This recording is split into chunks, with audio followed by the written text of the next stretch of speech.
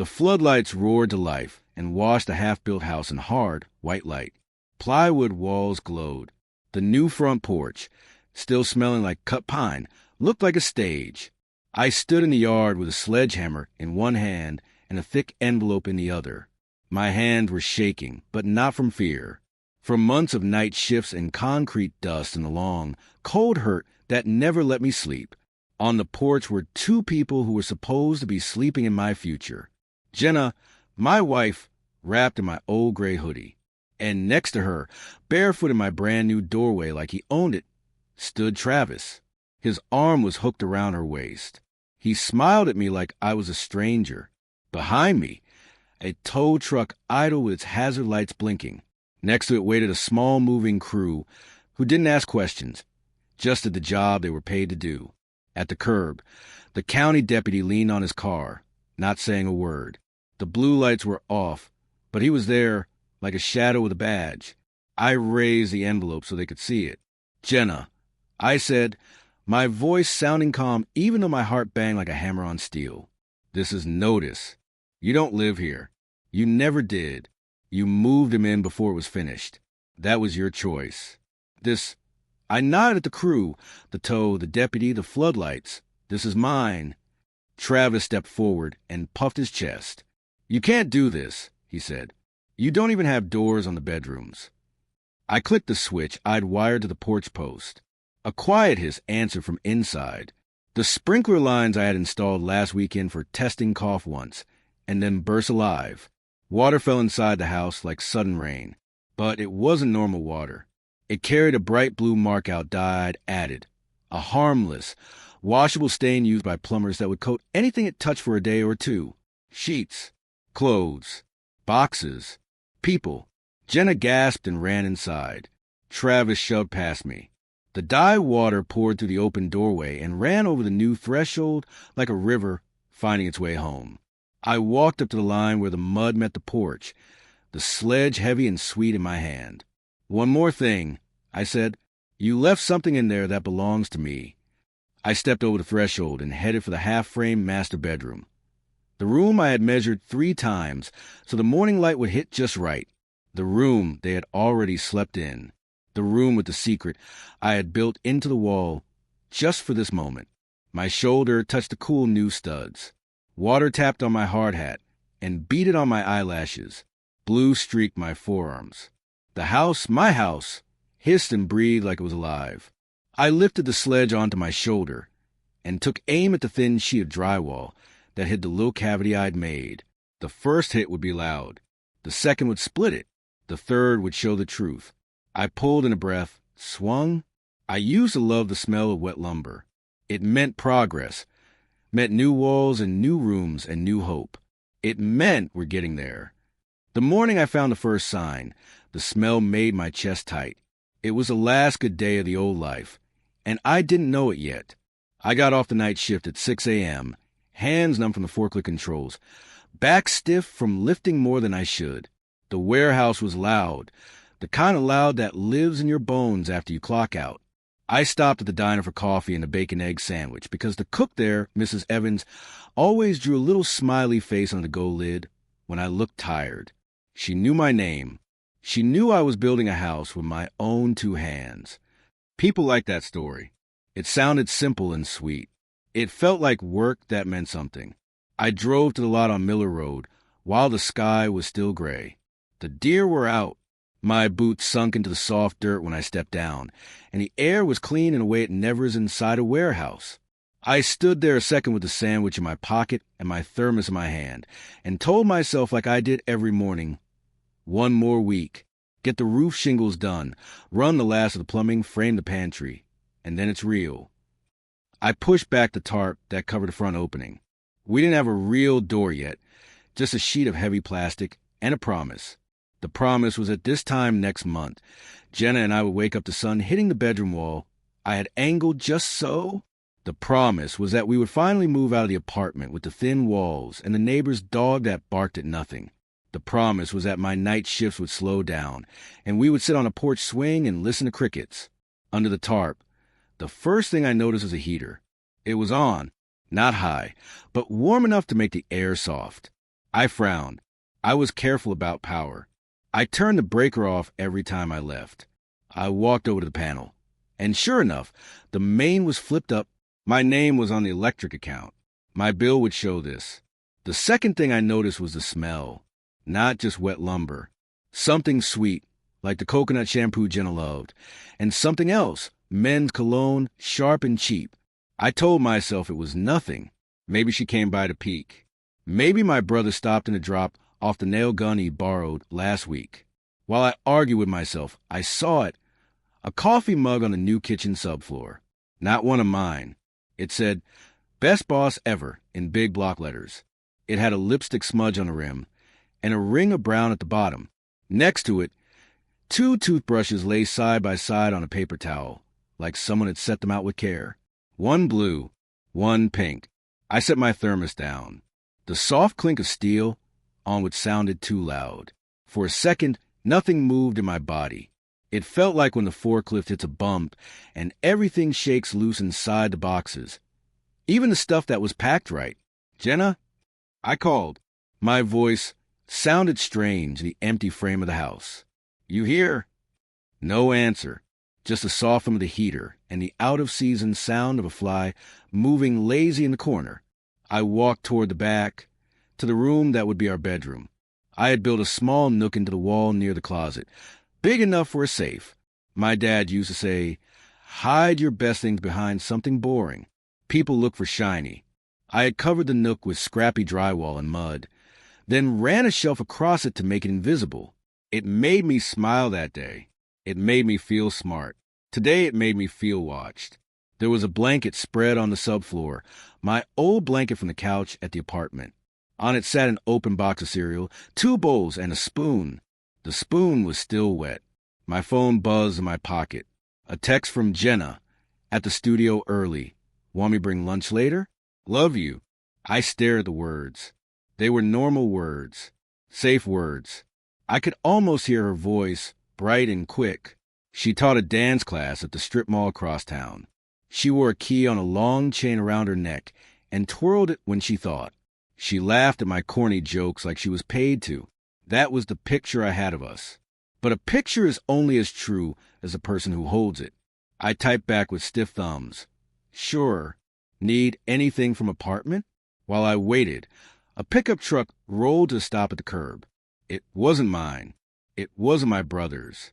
It was a white Ford with a dented tailgate and a sticker that said, "Dirts ain't hurt." The passenger door swung open. A man climbed out, carrying a box that said pillows in Sharpie. He didn't look around. He walked straight to my tarp, kicked it aside with his boot, and stepped in like he had done 100 times. He set the box down and stretched his sore back, and only then did he see me. His eyebrows went up. He had a neat beard and the kind of smile that tries to make friends before you decide if you want one. "Morning," he said, like I was a neighbor and not the owner. Didn't realize anyone was here. "This is my build," I said. He nodded, slow. "Right. Jenna said you were handy." Something cold pushed into my stomach. "You know my wife?" He put his hands on his hips and tipped his head toward the blanket. "Course I do. We're helping each other out." He grinned. "Name's Travis." Helping each other out. I didn't say the thing I wanted to say. It was too big to fit through my teeth. Instead, I walked to the entry and pushed the tarp all the way aside. The light came in strong. I looked at his truck. The bed was full. Suitcase, a few plastic totes, a TV wrapped in a blanket, a guitar case. Not just a friend dropping by. This was somebody moving. I asked a careful question. "What are you doing here exactly?" He shrugged like it was nothing. "Jay asked me to watch the place." He grinned again, lazy, and to keep the bed warm. There was no bed, just plywood. It didn't matter. The words did the work they were meant to do. They jammed into me like nails. A neighbor from across the street, Mr. Hargrove, who walked his dachshund in a neon vest every morning, paused at the sidewalk. He tilted his head and squinted at the truck. "You boys finally moving in?" he called, happy as sunshine. "Been ready to meet you." Travis waved. "Yeah, man, making it official." Mr. Hargrove smiled and tugged his dog along. To him, it was ordinary. To me, it was a bell ringing in my head. A clear, pure sound that said, "This is real." My phone buzzed again. "Jenna, just remembered I left my scarf at the lot last night. Can you check? Also my charger. Love you." Last night, she had been here, with him, and she'd texted me from our bed at home about missing me, and about how the studio heater was broken, and how she couldn't wait to light the first candle in our new place. A small part of me begged to make a soft excuse. Maybe it was a cousin. Maybe this was a joke that would end with a cheap laugh and an apology. But the way he moved in the frame of my house, the way he set his box down and kicked his boots clean on my sill, the way he said Jay like the name belonged to his mouth, told the truth. "Out," I said. My voice was simple. Tired. It surprised both of us. He cocked his head. "What?" "Get your stuff out," I said. "You're not moving in here." He chuckled. It wasn't a good sound. It sounded like a man who likes to win, because he started playing before you knew there was a game. "You sure?" He made a show of looking around. "No door, no lock, nobody home at night. Looks like a place that needs a man to keep it safe." "You're looking at that man," I said. His smile faded. He set his jaw. "Jade pays the utilities," he said. "Says she makes the decisions now. Says you're always gone." Heat climbed my neck. "I pay the utilities," I said. "My name's on the account." "Is it?" he asked, and the question didn't sound like a question. It sounded like a dare. I pulled my phone, opened the app, showed him my statement. He glanced at it like it was a menu and shrugged. "Whatever," he said. "Paper's paper. I'm here now." She gave me a key.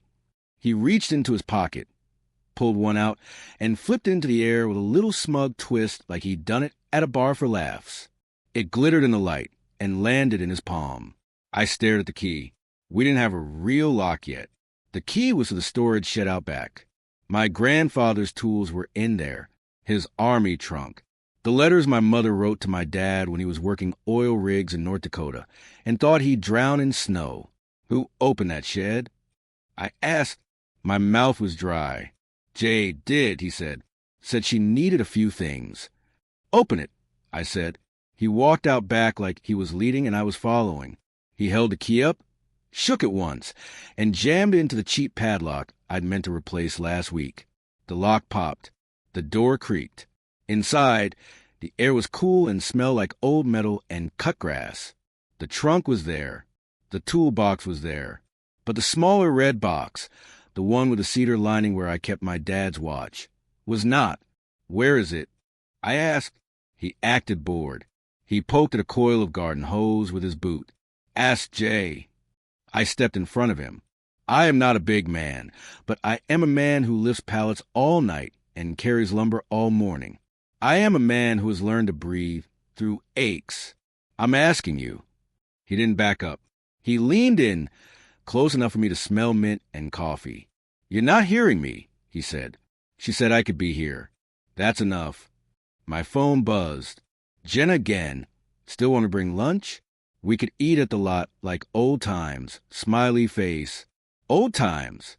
The first time we ate at the lot, we sat on upside-down buckets and shared one burger and laughed about how we didn't need a fancy table to feel rich. I saved the paper bag from that day in a drawer because it smelled like ketchup in summer and the future. I typed with ice in my thumbs. "Come to the lot now." She replied fast. "On my way." 20 minutes. Travis glanced at my screen and smirked like he had won a small prize.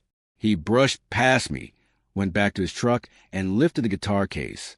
He carried it inside, set against the bare studs of my bedroom wall, and then lay down on the old blanket like he'd take a nap. He closed his eyes. He was that sure. I stood in the doorway and stared at him lying in the place I had framed with care. Quietly, I reached up and touched the shelf that hid the little space in the wall. The drywall there was smooth under my fingers. Behind it, the cavity held a sealed envelope and a flash drive and a folded piece of paper with 3 phone numbers. I had built a hiding place for emergencies, storms, theft, a fire. I didn't know then that the storm would wear a bright smile and call my wife J. I went outside and sat on the concrete step that would be a porch someday. I took a bite of the sandwich, but I couldn't taste it. The sun climbed over the trees. Miller Road woke up. A school bus hissed to a stop at the corner. Kids laughed and shoved. Mr. Hargrove waved again. Life moved on, because it didn't know my heart had stopped. As I sat there, my brain did something strange. It did math. It added every hour I had worked since we signed the land papers.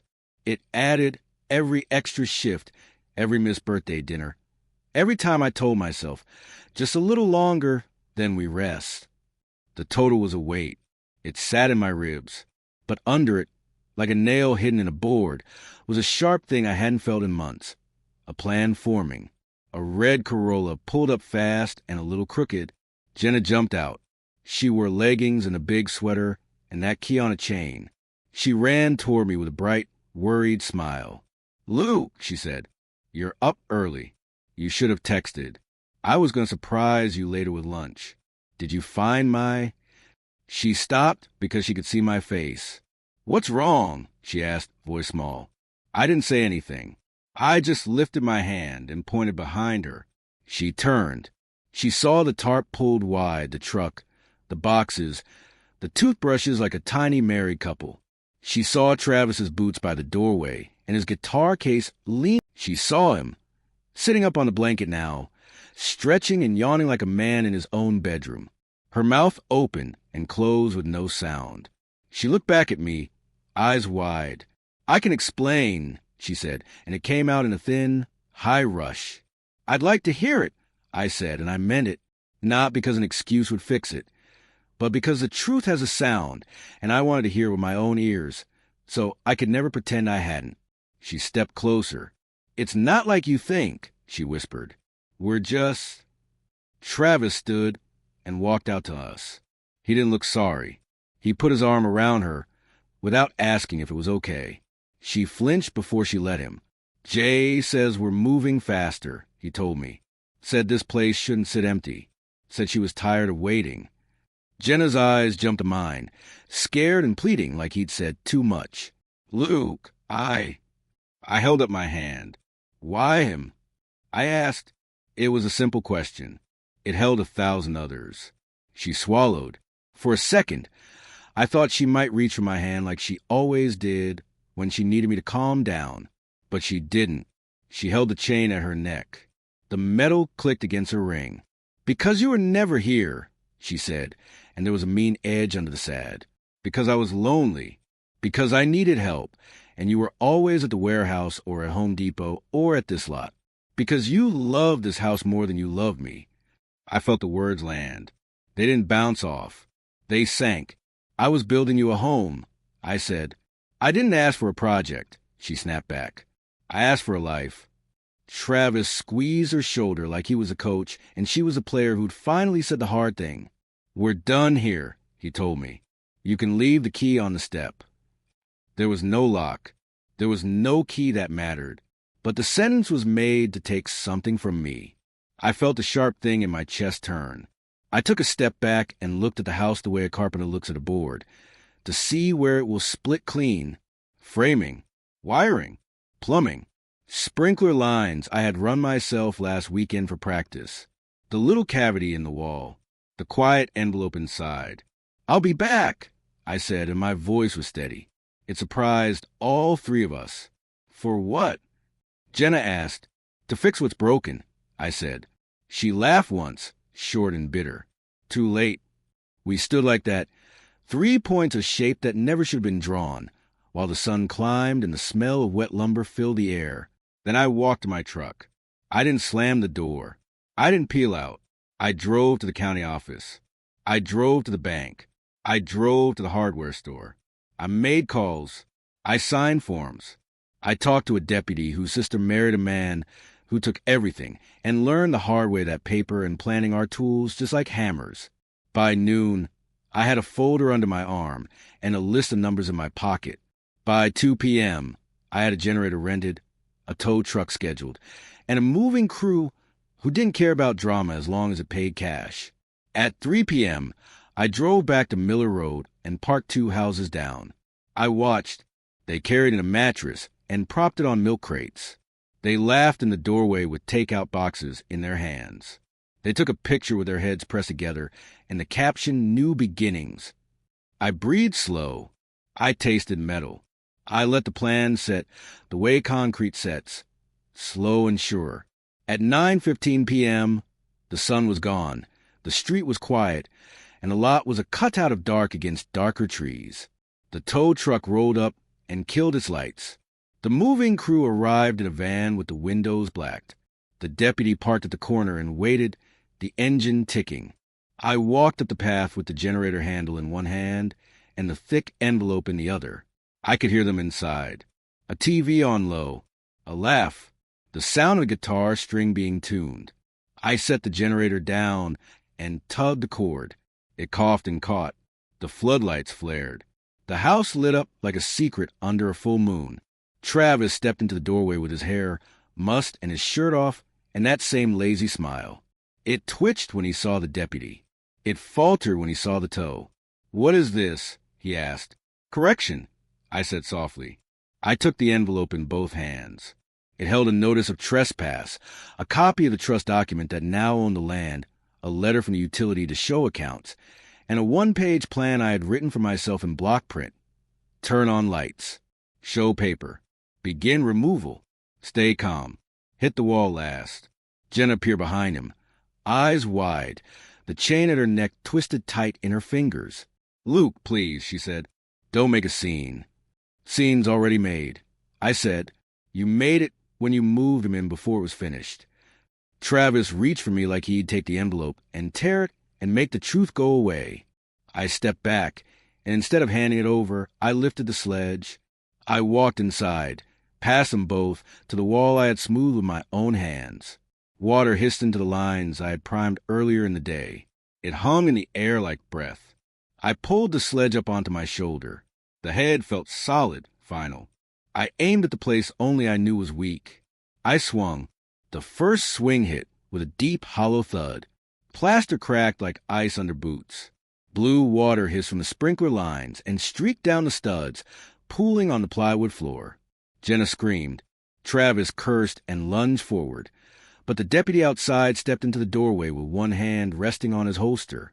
"I'd stay back if I were you," he said flatly. "This is lawful removal." I didn't look at them. My eyes stayed on the growing wound in the wall. Second swing, splinters flew. Third swing, drywall split open, exposing the little cavity I had built with my own hands. Inside, the waterproof envelope slid forward, landing in the blue-stained puddle. Travis sneered. "What's that? More bills you can't pay?" I bent down, picked up the envelope, and ripped it open. The flash drive glinted in my palm. 3 phone numbers written in thick black markers stared back at me. Numbers for people who owed me favors from jobs past. People who didn't care about polite law. Just results. Jenna's voice cracked. "Luke, what are you doing?" I finally looked at her. The chain around her neck was twisted, so tight her fingers were red. "You moved him in before it was finished," I said. "You think you get to keep it? You think you get to live in what I bled for?" I stepped closer, holding the flash drive up so it caught the floodlight. "No, you're going to watch it burn down around you, not in fire, but in paper and code, in every thread that holds your new life together." Her eyes darted to the deputy, then back to me. "You wouldn't." The deputy's voice was calm. "Ma'am, I wouldn't test him right now." Travis stepped between us. "You want me out? Make me." I smiled for the first time in months. "That's the plan." I nodded to the moving crew. They surged forward, stepping to the puddles and grabbing boxes, the TV, the mattress, everything that wasn't nailed down. Travis swung at one of them, but the man ducked, drove a shoulder into his gut, and sent him stumbling. Jenna backed up against the wall, her bare feet blue from the water, eyes wide. The tow truck driver called from outside. "We taking the truck too?" "Yes," I said without looking. "Every last thing that isn't theirs." Travis roared and lunged again. This time, I stepped aside, letting him slip on the slick floor. He landed. The sledgehammer clanged as I leaned it against the wall. I crouched next to him. My voice dropped, so low he had to lean in to hear. You're going to walk out of here tonight with nothing. And tomorrow, you'll wake up and find out you got less than that. His jaw worked like he was grinding gravel between his teeth. We'll see. Oh, I said, standing. You will? Outside, the crew carried a guitar case toward the van. He shouted, tried to get up, but the deputy blocked the doorway. It's not your property anymore, the deputy said. Don't make this harder. I pocketed the flash drive and looked back at Jenna. She was shaking, not from cold, but from realizing I wasn't bluffing. I didn't shout. I didn't threaten. I just said, 20 minutes. After that, whatever's still here gets broken into pieces too small to steal. The crew worked fast. Travis's truck was already chained and tilted onto the tow bed. The blue water kept falling, staining everything it touched. As I walked toward the door, Jenna whispered something I almost didn't catch. You loved me once. I didn't stop. I built this for us, I said over my shoulder. You built this moment. I stepped outside into the night air, the roar of the generator in my ears, the lights making every drop of water shine. The plan in my head wasn't finished. It was just starting, because the house wasn't the only thing I built. And when I was done, Travis and Jenna wouldn't just lose a roof. They'd lose the ground under their feet. By sunrise, the house on Miller Road was empty. No boxes, no mattress, no Travis, no Jenna. Just blue streak studs and a floor that smelled like wet pine and broken promises. The moving crew had hauled their things to a storage unit in my name. The deputy had watched every step, signing off on an incident report I didn't need but wanted for the record. Travis had stood on the curb with his arms crossed, watching his life tilt onto a tow truck. Jenna had stood in the driveway barefoot, the chain around her neck twisting in her hand like a nervous habit. When the last van door slammed, she'd whispered, "You're going to regret this, Luke." I'd smiled without looking at her. I already did. That's why we're here. I slept 3 hours that morning, deep enough that the ache in my back faded for a while. Then I got up, showered, and opened the folder from the county office. The papers were simple: the trust, the updated title, the trespass notice, and, most importantly, the clause I'd added about unauthorized habitation. Jenna had signed off on it 6 months ago without reading, when she was still laughing about porch swings and flower boxes. That clause meant something now. It meant I wasn't done.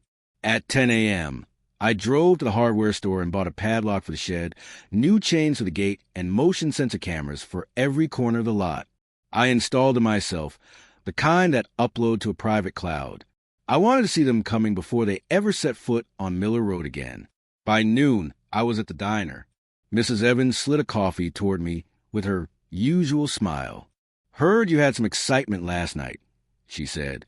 "Small towns never keep secrets." I nodded. Word travels fast. She lowered her voice.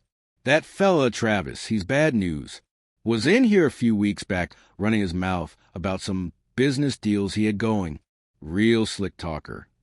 "Business deals?" I asked. She leaned closer. Said he was flipping trucks. Cheap buys, fast sales. Didn't sound legal. Mentioned he had a couple in someone else's name, so they couldn't get traced if things went south. I felt the sharp click of a puzzle piece sliding into place. Travis's truck was in my name now, thanks to the tow. And if he had more... "Thanks, Mrs. E," I said, leaving cash on the counter. My coffee sat untouched. I was already moving. I spent the afternoon making calls. 2 from the numbers in my hidden wall. 1 to a guy in Phoenix who owed me for covering his back when a job went sideways. 1 to a woman in Dallas who ran her business on favors and never forgot who'd done her a good turn. By 5 p.m., I knew exactly how many vehicles Travis had under other people's names, where they were parked, and who was looking for them. And I knew something else. He had a warrant hanging over him in another county for failure to appear. Nothing big enough to make the evening news, but big enough that it would stick if the right deputy got a tip. That was when I decided taking back the house wasn't enough. I was going to take the air out of his whole life. That evening, I parked 2 blocks from the apartment Jenna had moved into after I locked her out of Miller Road. I didn't need to knock. The camera I'd installed on the lot had already sent me a clip. Her and Travis loading a box into the trunk of a beat-up sedan, headed somewhere with purpose. I followed from a distance, headlights off when I could. They drove 20 minutes to an old strip mall, the kind with more for lease signs and open shops. They went into a door with tinted glass. 5 minutes later, they came out carrying a duffel bag each. Travis's was heavy. He slung it into the trunk with both hands. Jenna's was smaller, but she held it close, like it was worth more than anything inside Miller Road. They didn't see me. They didn't know I was there. And they didn't know that in my world, carrying something that close meant you were carrying your weak spot. I watched them drive off and sat there for a full minute, thinking about every step I'd taken since the night shift started all those months ago. Every nail, every cut, every bag of cement. This was the part where most people would walk away, chalk it up to bad love and worse luck. But I wasn't most people. I started my engine and pulled out of the lot, already planning what came next, how to open that duffel without them knowing, how to make it vanish in a way that would make them turn on each other before they ever turned on me. Because breaking their trust in each other would be the real demolition. The next morning, I was back at the diner with a notebook and my second coffee. On the page, I had 2 columns, Jenna and Travis. Under each name, I listed what I knew they wanted most. For Jenna, it was security, money in the account, bills paid, a place that looked like a home, not a construction site. For Travis, it was control, over people, over property, over anything that made him feel bigger than he was. If I could take those away and make them think the other was responsible, the rest would collapse on its own. The duffel bag from last night were my entry point. I didn't need to steal them myself. That would put me too close to the mess. I needed someone who could make it disappear and make it look like an inside job. That's where one of the numbers from my hidden wall came in. Dallas. Her name was Ruthie, and she was as sharp as they came. She used to run a bail recovery business, but these days she specialized in problem solving. When she picked up, she didn't bother with hello. Luke, if you're calling me, it's either money or blood. Little of both, I said. I told her about the bags, the trunk, the strip mall. She whistled. You want them gone? I want them gone in a way that makes the 2 of them think the other did it. She chuckled, petty and poetic. I like it. What's in it for me? Travis's truck, I said. In your name by Friday. There was a pause and a low laugh. Text me the address.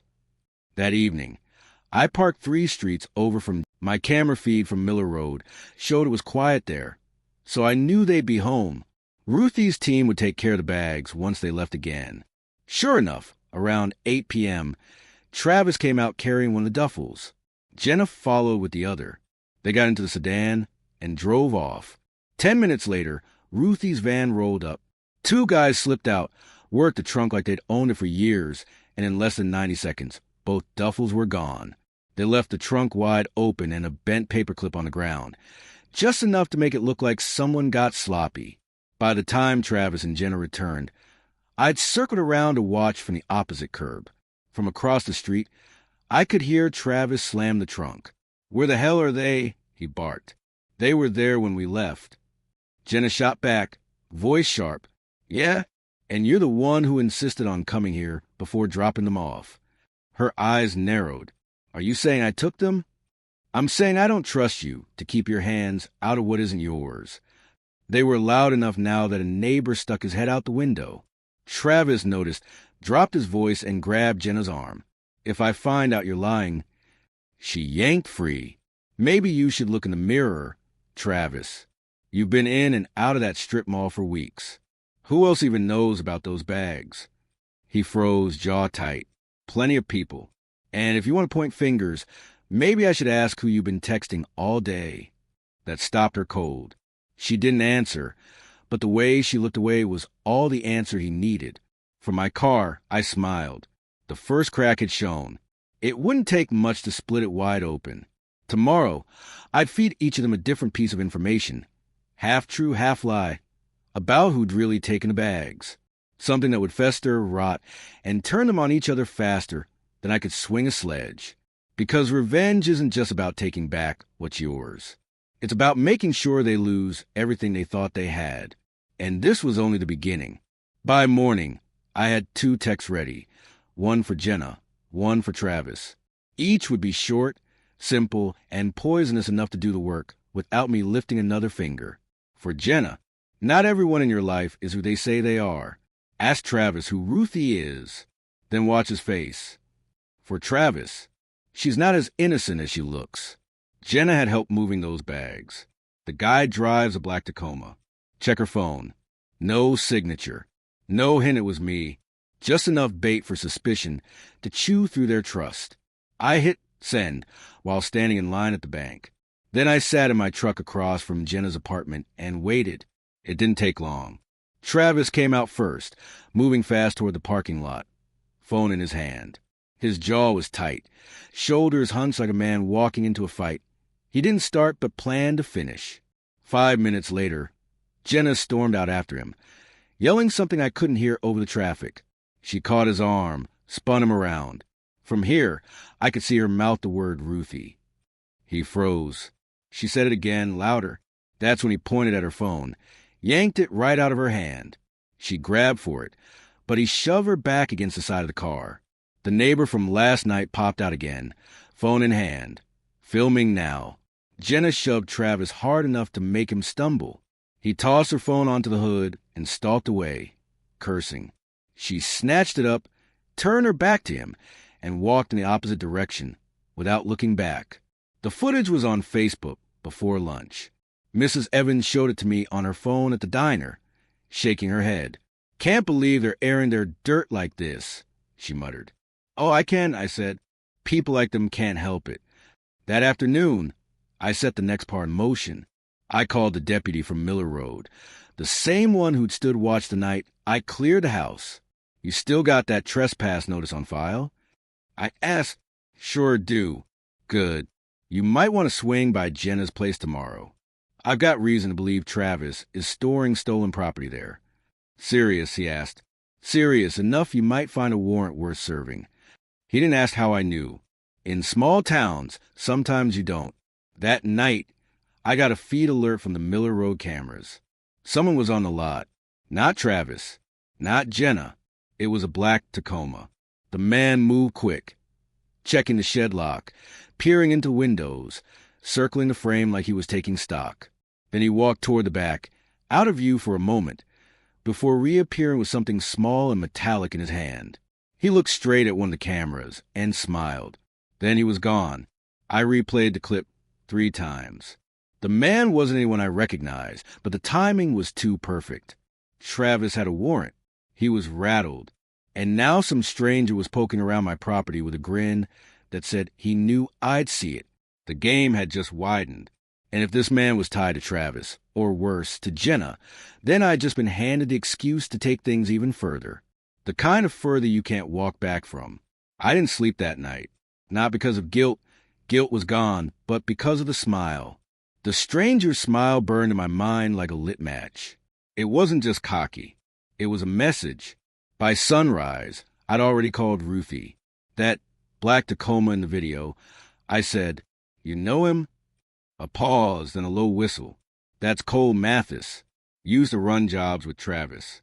If he's sniffing around your lot, he's either looking for something Travis lost or something Travis promised him. Either way, I said, "He's on my property. Then you want him gone?" I hesitated. Not yet. I want to know why he's here. And I want him to bring me to Travis without knowing he's doing it. Ruthie chuckled. You're in luck. Cole's greedy enough to follow a trail of dollar bills into a bear trap. I'll set it up. By late afternoon, I had my bait, an old metal lockbox from my dad's shed, empty inside, but heavy enough to feel like it held something worth stealing. I sprayed it with the same blue plumber's dye I'd used in the house, so it'd be unmistakable on his hands if he touched it. I left it half hidden under a tarp in the shed, then cracked the padlock just enough so a man like Cole could find without too much work. Then I waited. It happened faster than I thought. At 8:43 p.m., the Miller Road camera pinged again. Black Tacoma. Cole stepped out, glancing around like a man on a timer. He moved straight to the shed, spotted the lockbox, and grinned that same grin at the camera before hauling it to his truck. Perfect. The next morning, Ruthie texted me. Your boy just sold that treasure to Travis. He's meeting him tonight at the old quarry. You're welcome. I could have called a deputy right then, sent them both packing on a possession charge, but that would have ended it too clean. Too easy. No, I wanted them to look at each other and see a traitor. I wanted to make Travis think Cole had double-crossed him, and I wanted Jenna to hear it all from me. That evening, I parked at the quarry before they got there. The place was perfect, wide open, no cover, and a single road in and out.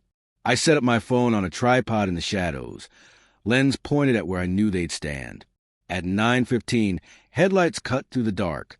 The Tacoma rolled in, Travis's sedan right behind. They met in the middle, words low but sharp. I couldn't hear them from here, but I didn't need to. Travis's hands moved like knives, pointing, jabbing, accusing. Cole shrugged, spread his hands, said something that made Travis step closer like he might swing. Then Cole laughed, and that was enough. Travis shoved him. Cole shoved back. It didn't become a fight, but the damage was done. When they left, I grabbed my phone, edited the clip down to just a shove and a laughter, and sent it to Jenna with a single line. These are your partners. 5 minutes later, my phone rang. Her voice was tight. Luke, what is going on? Travis said you. I cut her off. Travis is about to lose more than he's ever owned. You can walk before it happens, or stay and go down with him. She was silent for a long moment. What do you want? Meet me at Miller Road tomorrow. Alone. That was the moment I knew the game was about to shift. Not because I trusted her. I didn't. But because if Jenna was willing to meet without Travis, it meant she'd already started looking for her own way out. And I could use that. The next day, she showed up in a gray hoodie, hands jammed into the pocket, like she was holding herself together. I just want to know what you're doing, she said. I didn't answer right away. I handed her a copy of the quarry video, raw and uncut. She watched, jaw tightening. He didn't tell me about this, she murmured. That's because he's not working with you, I said. He's working around you, and sooner or later, you'll be standing where Cole was. Her eyes flicked to mine. And what? Then you'll swoop in and save me? I smiled cold. No, I'm not saving anyone this time. I'm just watching the house fall from the inside. She looked like she wanted to say more, but her phone buzzed. She checked it, frowned, and turned away. I have to go. I watched her leave, the back of her hoodie fading into the gray afternoon. Something in my gut told me she wouldn't be able to hide that meeting from Travis. And when she didn't, the real break would come. That night, my Miller Road cameras caught Travis's sedan pulling up the curb. He didn't get out. He just sat there in the dark for 20 minutes, engine idling, before driving away. It was the calm before the storm. And I knew the storm would hit hard. I just didn't know yet if I'd still be standing when it was over. The storm came 2 days later. Not rain, Travis. At 6:14 p.m., the Miller Road cameras lit up my phone with motion alerts. First one, Travis's sedan parked at the curb. Second one, the front tarp ripped clean off the doorway. Third one, the shed door swinging wide. I drove there fast, not to stop him, but to see exactly what he'd do when he thought I wasn't looking. By the time I rolled up, Travis was inside, tossing tools into a pile like he was shopping without paying. His head jerked up when he heard my boots hit the plywood. You've been real busy, Luke, he said, voice low and full of heat. Planting lies, playing games, turning Jenna against me. I stepped inside, hands in my pockets. Looks like she did that herself. His jaw twitched. She told me about your little meeting. Thought I should know what you're planning. Good, I said. I like an audience. That set him off. He dropped the hammer he'd been holding and came at me fast. I didn't move. I just let him get close enough to smell the coffee on his breath before I spoke. You hit me, Travis, and the deputy outside gets a reason to cuff you tonight. He's waiting in his car right now. Go ahead, test it. He froze, eyes narrowing. You're bluffing. I smiled. You want to bet your warrant on that? The pause told me I'd hit the right nerve. He stepped back, fists still tight, but his mouth started working instead of his hands. You think you can run me out? I've got people. Luke, I've got friends you don't want to meet. I already met one, I said. Black Tacoma. Smile like a snake. That made him blink. Just once. But I saw it. Before he could answer, Jenna's voice came from behind him. Travis stopped. She stepped inside, eyes darting between us. She looked different. Tired, like the fight had been draining her faster than she could refill. I told you not to come here, she said to him. He spun on her. And I told you he's the one screwing with us. You don't see it because you're too busy believing every word out of his mouth. Her voice sharpened. Maybe that's because you've been lying since day one. It was the opening I'd been waiting for. Jenna, I said, tell him what you told me about those bags. Her eyes cut to mine, confused for half a second, then narrowed like she understood the trap. I told him, she said slowly, that I think you let them get stolen on purpose, so you could cash out without splitting with me. Travis's face darkened. That's a lie. Is it? She shot back. Then why didn't you tell me you met Cole at the quarry? The air between them felt electric. I didn't need to say another word. This was it. The crack turning into a break. Believe what you want, Travis said finally, voice flat. But if you walk out now, don't come back. Jenna crossed her arms. Good. She brushed past him and out the door, not even looking at me as she went. Travis turned back to me, his expression carved from stone. You think this is over? No, I said. It's just getting fun. That night, my camera feed caught Jenna loading a single suitcase into her Corolla and driving off. She didn't go to her apartment. She didn't go to the lot. She disappeared. And for the first time in weeks, I felt something I hadn't expected, uncertainty. Because if Jenna wasn't with me or with Travis, where was she? And more importantly, who was she with? For 3 days, there was nothing. No Jenna, no texts, no pings on the Miller Road cameras. Then, on the 4th morning, Ruthie called. You're not going to like this, she said. You're girls and with Cole now. I felt the words settle like a stone in my gut. You sure? Sure as I'm holding a photo, she said. They were at a diner outside town last night, laughing over a map. Guess who was watching from the next booth? So Jenna had traded Travis for Cole. Not love, survival. She'd hitched herself to the next man she thought could protect her from the mess she'd helped make. What she didn't know was that she'd just stepped into the noose I'd been tying from the start. That evening, I sent Cole a text from an untraceable number. Travis keeps a stash in the shed at Miller Road. Cash and more. Easy grab tonight. 2 a.m. No one will be there. I sent Travis another. Cole's coming to your shed at 2 a.m. to clean you out. Thought you should know.